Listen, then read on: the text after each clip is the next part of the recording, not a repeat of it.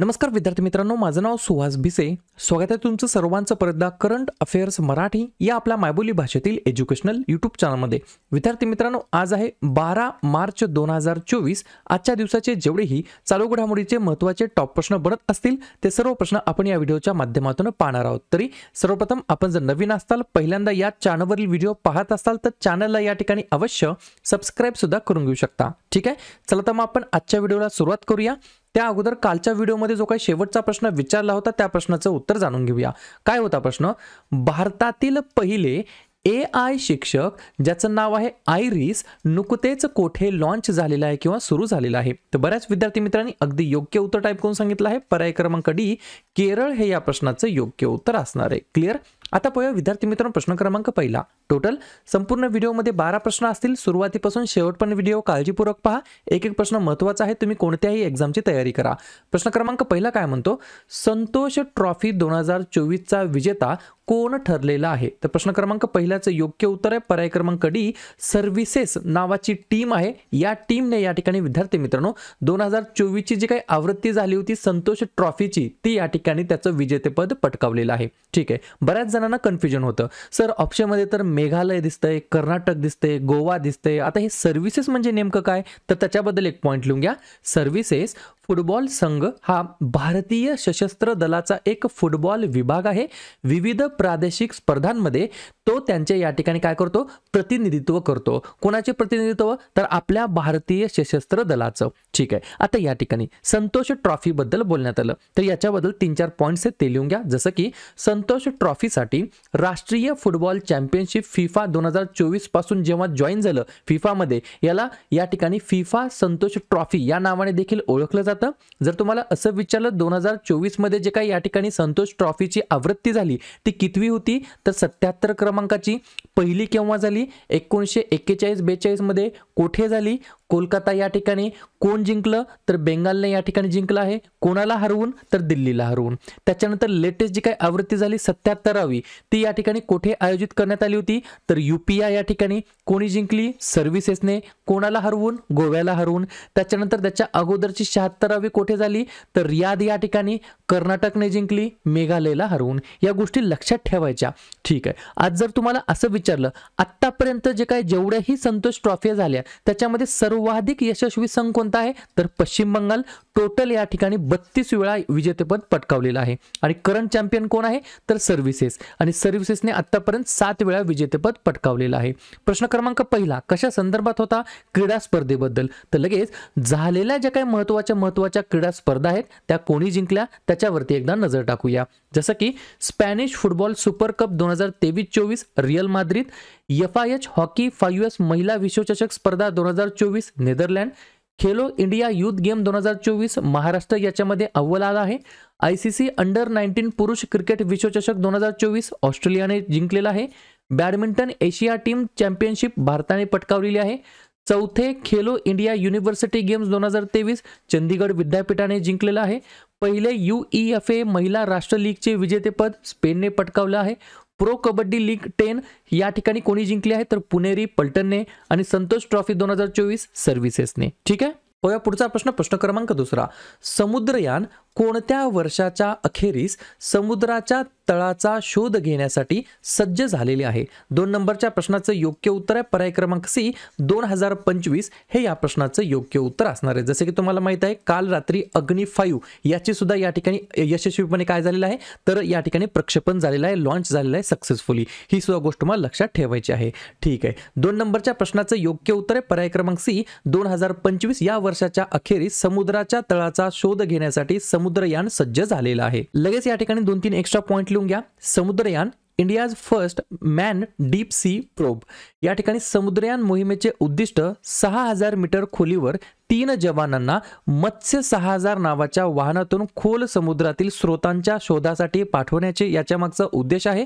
आतापर्यंत America, Russia, चीन, France आणि जपान यासारख्या देशांनी खोल महासागरामध्ये यशस्वी मोहिमा या ठिकाणी राबवलेल्या आहेत. पुढचा प्रश्न. प्रश्न क्रमांक तिसरा. ठीक आहे, या ठिकाणी मला तुम्हाला आवर्जून एक पॉइंट सांगायचा आहे, महत्त्वाचा आहे, लक्ष द्या.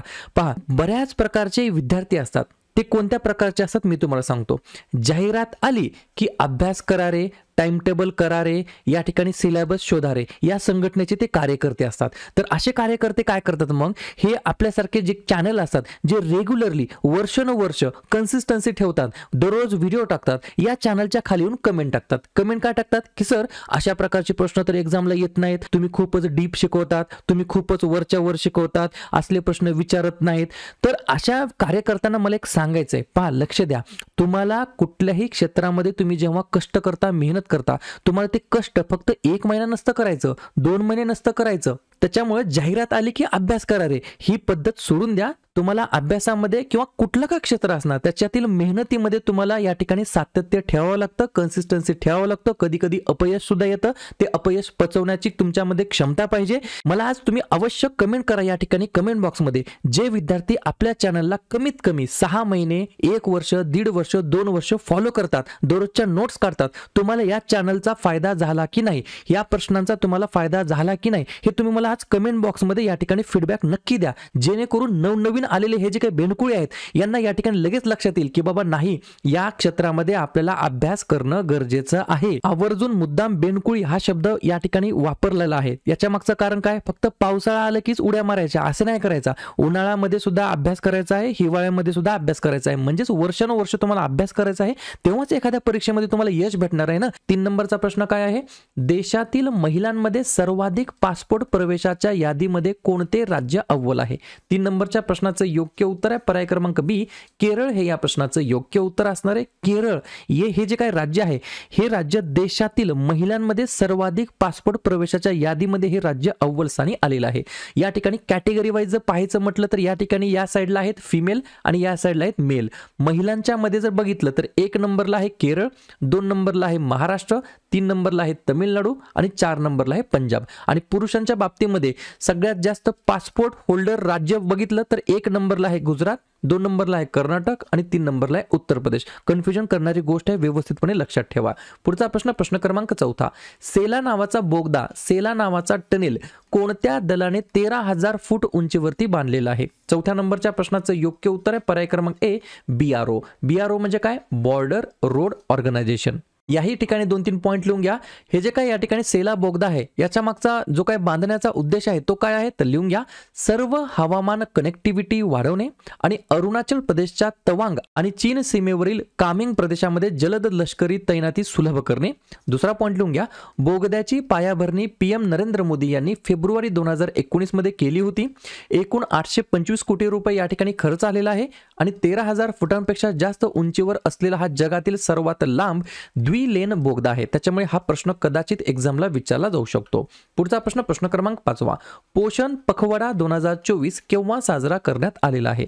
5व्या नंबरच्या प्रश्नाचं योग्य उत्तर आहे पर्याय क्रमांक डी, 9 मार्च ते 23 मार्च या काळामध्ये या ठिकाणी पोषण पखवाडा 2024 साजरा करण्यात येणार आहे. 2024 ची थीम काय आहे, पोषण बी पढाई बी, अशा प्रकारची थीम आहे 2024 साठी, पोषण पखवाडा 2024 साठी. 2 पॉइंट लिहून घ्या, 8 मार्च 2018 रोजी नरेंद्र मोदींनी पोषण अभियान सुरू केलेलं आहे आणि या पोषण मध्ये कदाचित तुम्हाला या ठिकाणी फुल फॉर्म विचारला जाऊ शकेल, तर लिहून घ्या, prime ministers overarching scheme for holistic nutrition, अशा प्रकारचा फुल फॉर्म आहे. पुढचा प्रश्न, प्रश्न क्रमांक 6, NHPC लिमिटेडचे नवीन अध्यक्ष आणि MD म्हणून कोणाची नियुक्ती करण्यात आलेली आहे. 6व्या नंबरच्या प्रश्नाचं योग्य उत्तर आहे पर्याय क्रमांक सी, राजेंद्र प्रसाद गोयल असं त्यांचं नाव आहे. त्यांना या ठिकाणी NHPC लिमिटेड मध्ये नवीन अध्यक्ष आणि MD म्हणून त्यांची नियुक्ती करण्यात आलेली आहे. प्रश्न कशा संदर्भात आहे, महत्त्वाच्या नियुक्तीबद्दल. तर लगेच नवनवीन नियुक्तीवरती आपण चर्चा करूया. जसं की भारतीय लष्कर उपप्रमुख बनलेले आहेत लेफ्टनंट जनरल उपेंद्र द्विवेदी, भारताचे नवीन आरोग्य सचिव बनले आहेत अपूर्व चंद्र,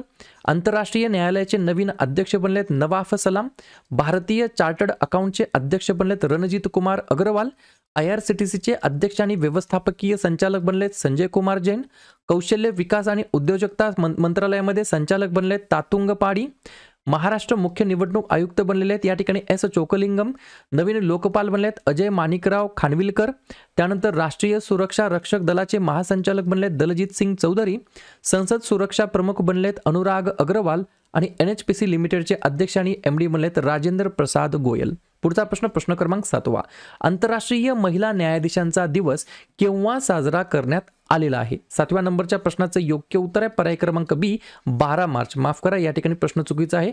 10 मार्चला दरवर्षी आपण या ठिकाणी आंतरराष्ट्रीय महिला न्यायाधीशांचा दिवस म्हणून आपण साजरा करतो। जर तुम्हाला असं विचारलं 2024 ची थीम काय आहे तर लिहून घ्या woman in justice, woman for justice अशा प्रकारची थीम आहे 2024 साठी। ठीक आहे, तर 10 मार्चला दरवर्षी आंतरराष्ट्रीय महिला न्यायाधीशांचा दिवस म्हणून आपण साजरा करतो। प्रश्न कशा संदर्भात आहे? महत्त्वाच्या दिवसाबद्दल। तर लगेच मार्च महिन्यातील जे काही महत्त्वाचे दिवस आहेत त्याच्यावरती आपण एकदा चर्चा करूया। जसं की 1 मार्चला 2 दिवस असतात, शून्य भेदभाव दिवस आणि जागतिक नागरी संरक्षण दिवस।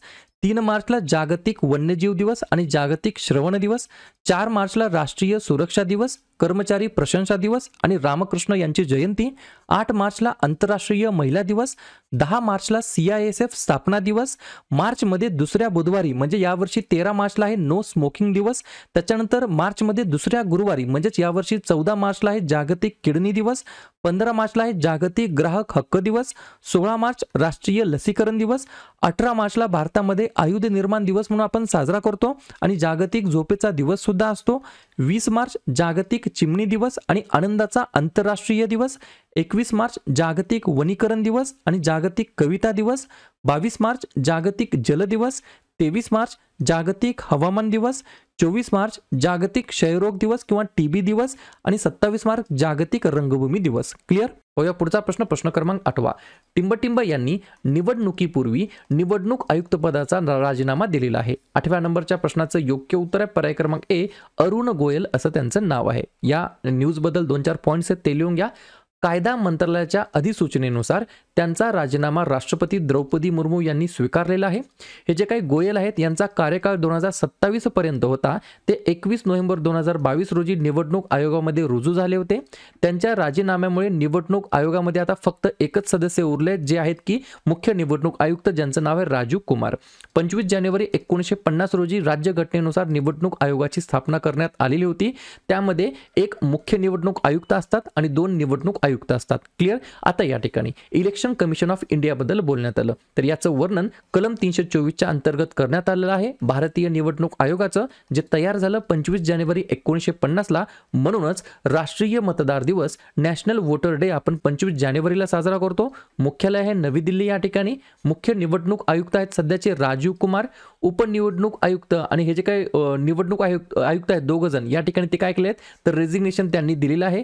प्रथम मुख्य निवडणूक आयुक्त होते सुकुमार सेन आणि प्रथम महिला निवडणूक आयुक्त होत्या VS रमादेवी। पुढचा प्रश्न क्रमांक 9वा।